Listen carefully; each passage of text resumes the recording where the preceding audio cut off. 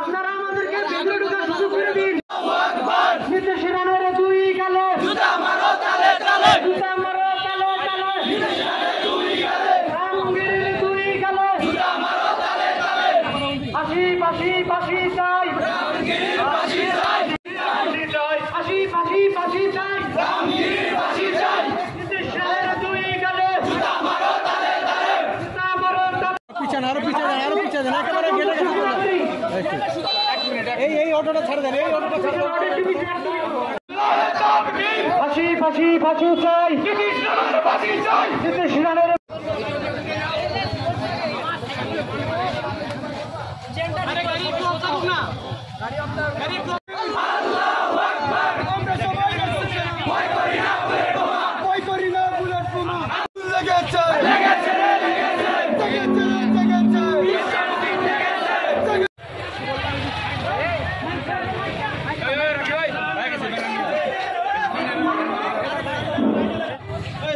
ইসলামের অবমান করেছে, আমাদের প্রিয় নবী হযরত মুহাম্মদ সাল্লাল্লাহু আলাইহি ওয়াসাল্লামকে নিয়ে ব্যঙ্গ করেছে, আমাদের ধর্মগ্রন্থ নিয়ে ব্যঙ্গ করেছে এবং ভারতের দৃষ্টিমূলক শাস্তি জানাই। সেই সাথে আমরা বাংলাদেশের যেন খুব দ্রুতই বিশ্ব আদালতে তাদেরকে শাস্তির আওতায় নিয়ে থাকা।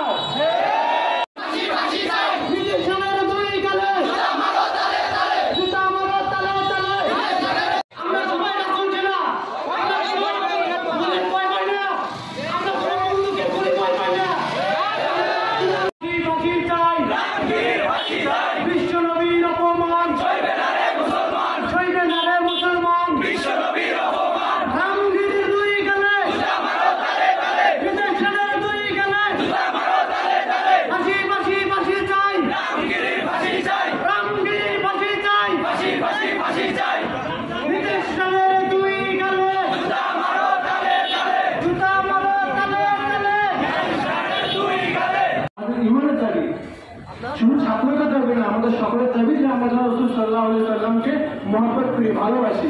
আজকে এই ভালোবাসার বহিঃপ্রকাশ করার জন্যই আমরা এখানে এসেছি, ঠিক না? আজকে এই যে আমরা শুধু টেক্সটাইল সেলিব্রেটের দাবি না, যেহেতু টেক্সটাইল ইনস্টিটিউটের দাবি না, সকল মুসলমান প্রাণীক মুসলমানের দাবি এটা যে আমরা নবীকে নিয়ে, আমরা কুরআনকে নিয়ে, ইসলামকে নিয়ে যদি কোনো অবমাননা করা হয় তাহলে আমরা এটা বরদাস্ত করবো না। যদি আমাদের ইসলাম নিয়ে, নবীকে নিয়ে, দিন নিয়ে আরেকটু যদি কটূক্তি করা হয়, কোন রকম বাজে মন্তব্য করা হয়, আমরা পুরো জেনারেশনের শেষ বিন্দু রক্ত দিয়ে হলেও এই মোকাবেলা করে ছাড়বো ইনশাআল্লাহ। যদি আরেকবার যদি আমরা রসুলকে নিয়ে দুনিয়ার যে কোনো প্রান্তে কোনো ষড়যন্ত্র করা হয়, ওনার আদর্শ নিয়ে, ওনার চরিত্র নিয়ে কোন রকম কথা বলা হয়, তাহলে আমরা ফুটবল শুরু আমাদের জীবন দিয়ে, আমরা রক্ত দিয়ে, আমাদের শেষ পর্যন্ত লড়াই আমরা করে ছাড়বো ইনশাআল্লাহ।